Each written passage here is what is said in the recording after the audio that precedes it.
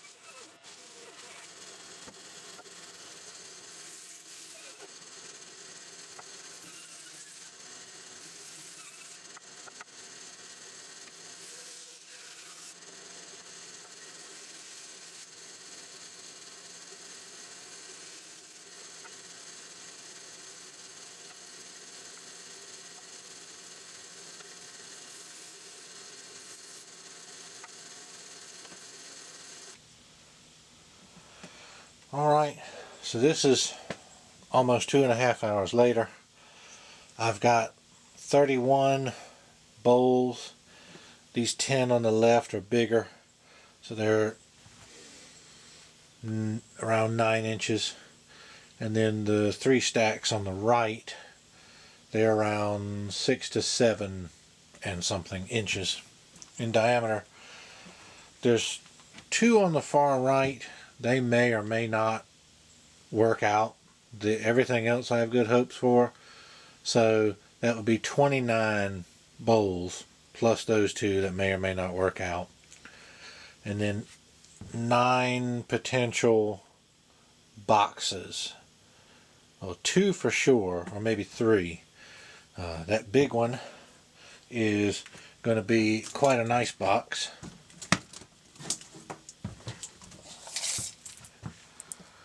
This one, that will be a very nice box. This one will be good, and that one will be good. But those 6 up there, I may or may not turn them into boxes. I don't particularly like making them really small. But other than that, that's about it. I'll do another video where I rough turn everything. But that's about it for today, or right now. I'll probably rough turn most of this a little bit later.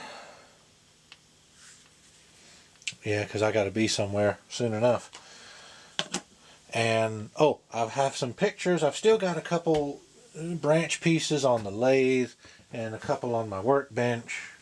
So there's still more. And there's the big fat pieces are still in the back of the truck. So I've still got plenty more stock that I have to mill and go through. Well, the stuff on the lathe and the workbench, they just need to be rough turned and probably turned into ladles. And then the stuff in the back of the truck, the big fat trunk portion, and then the very top of the trunk, those I'll have to cut and hack into them. I'm not sure what word to use. More delicately. It's going to take a lot more time to get the wood out of those.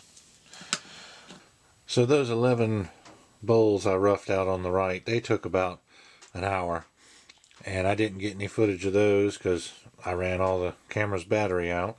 But all these on the left, hopefully you'll be able to see me rough turn those, and should be able to get all those done today as well.